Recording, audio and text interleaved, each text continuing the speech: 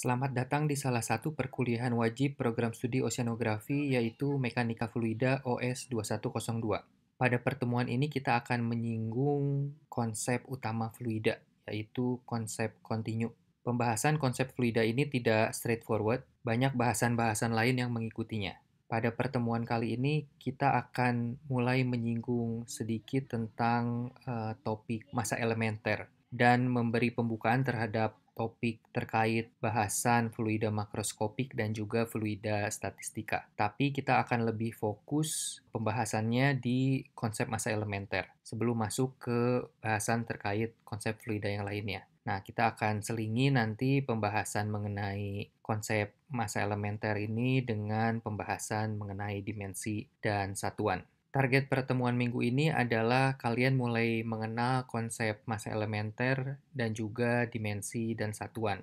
Ya, diharapkan kalian mengerti mengenai ini sebelum kita nanti membahas bahasan terkait konsep elementer yang lainnya, yaitu fluida makroskopik dan fluida statistika. Perlu kalian ketahui bahwa di balik ilmu yang kita dapat, ada guru yang telah memberi kita ilmu, dan sebagian besar materi dalam kuliah ini diambil dari materi yang dibuat oleh Dr. Rernat Dadang Kamiharja. Dan beliau adalah salah satu pendiri Prodi Oceanografi dan guru hampir seluruh dosen yang kini ada di Prodi kita ini. Terima kasih untuk Pak Dadang. Konsep kontinuum itu menyatakan bahwa seluruh materi ya, baik padatan maupun fluida, karena konsep kontinuum juga berlaku di padatan, itu terdiri dari molekul-molekul yang tersebar secara acak. Ada asumsi bahwa seluruh atau sebagian sifat-sifat fluida, misalnya tekanan, kecepatan, posisi, dan lain-lain itu dia berubah. Tapi berubahnya itu nggak ujuk-ujuk, ya, nggak tiba-tiba. Dia berubah, bisa bergerak atau menyebar secara kontinu dalam ruang. Konsep kontinu ini menjelaskan perubahan sifat fluida atau bahkan sifat penyusun partikel fluida yang berubah secara kontinu. Nah, jika sifat penyusun partikel fluida ini berubah secara kontinu, maka dapat dipastikan tinjauan fluidanya baik dalam titik, garis maupun ruang juga akan berubah secara kontinu dalam ruang. Dalam kajian fluida, ya, berdasarkan perumusan matematik, kita perlu mengganti fluida yang sebenarnya yang dibentuk dari struktur molekul ke medium hipotetik yang kontinu yang disebut kontinum. Jadi fluida ini diperlakukan sebagai materi kontinum. Tinjauan medium hipotetik yang dimaksud di atas adalah dia bisa ditinjau dalam tinjauan Lagrange atau Euler. Nah, apa itu tinjauan Lagrange dan apa itu tinjauan Euler? Akan kita bahas lebih jauh nanti ya. Studi secara teoritis mekanika atau hidrodinamika itu berdasarkan pada konsep suatu massa elementer, yaitu partikel fluida, ya, baik dalam tinjauan Lagrange, yaitu tinjauan partikel, atau juga tinjauan Euler, yaitu tinjauan kontrol volume, yang partikelnya itu gitu ya, dia bergerak secara kontinu. Nah, coba kalian perhatikan apakah ada yang membingungkan dari kalimat di atas. Tentu dalam tinjauan Lagrange atau dalam tinjauan partikel, konsep elementer yang membicarakan partikel fluida tadi masih sejalan ya dengan pemahaman kita. Namun dalam tinjauan Euler gitu ya, tinjauan kontrol volume akan terasa janggal karena kita sedang berbicara mengenai konsep elementer ya, konsep partikel fluida. Tiba-tiba jadi Euler gitu ya, jadi kontrol volume. Nah, ini yang terasa janggal. Nah, nantinya kejanggalan ini akan sedikit tercerahkan ya ketika kita membicarakan bahasan-bahasan lain. Jadi, konsep kontinuum ini dan juga konsep elementer ini nanti akan disinggung dengan bahasan-bahasan lain.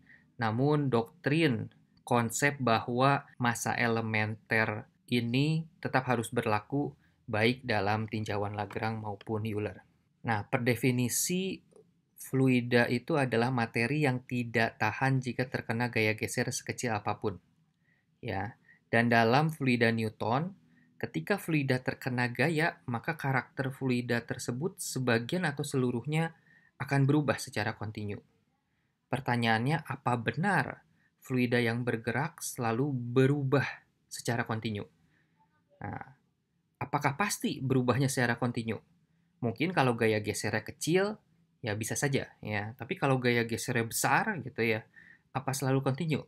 Belum tentu ya. Jadi kata kontinu itu adalah asumsi.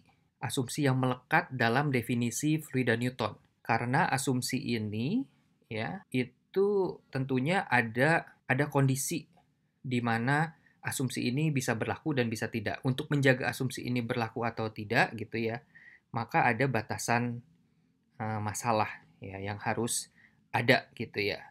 Maka konsep masa elementer ini diperkenalkan ya.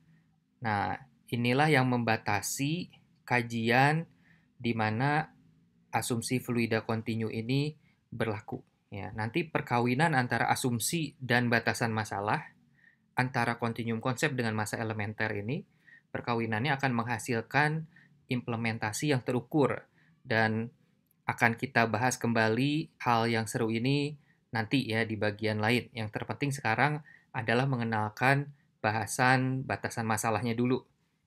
Nah, tadi kita sudah membahas ya bahwa dalam tinjauan Lagrange ya, konsep masa elementer pasti berlaku karena sama-sama partikel.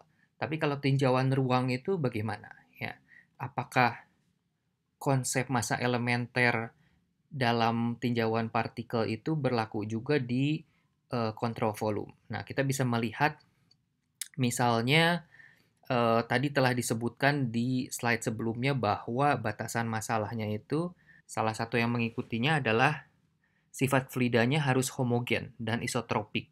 Ya, maka kalau kita memiliki area ya suatu bidang di volume 1 ya, misalnya dia molekulnya tersebar secara homogen dan isotropik, maka jika kita mengambil volume lainnya, area lainnya lah ya, area lainnya di dalam volume 1 yang kita sebut dengan volume 2, ataupun kita terus memperkecil hingga ke volume 5 ya, di mana volume ini adalah volume partikel ya, dan densitas ini bisa dinyatakan sebagai massa dibagi volume ya, massa dibagi volume, maka jika penyusun fluida tersebut tersebar secara homogen, apa yang akan terjadi?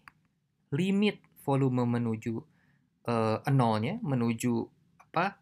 Volume yang terkecil, maka itu tidak akan berubah ya, tidak akan berubah ya. Jadi bagaimana densitasnya jika volume terus berubah dan terus mengecil? Jawabannya tentu sama ya, sama. Tidak ada yang berubah. Nah, oleh karena itu tinjauan Euler di mana kita meninjaunya itu dalam kontrol volume ya, itu tetap akan berlaku sebagai konsep masa elementer ya.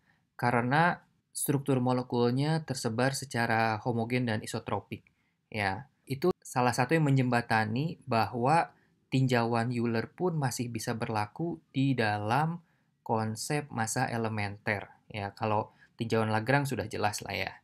Oke, demikian. Kita lanjutkan lagi kembali nanti. Terima kasih.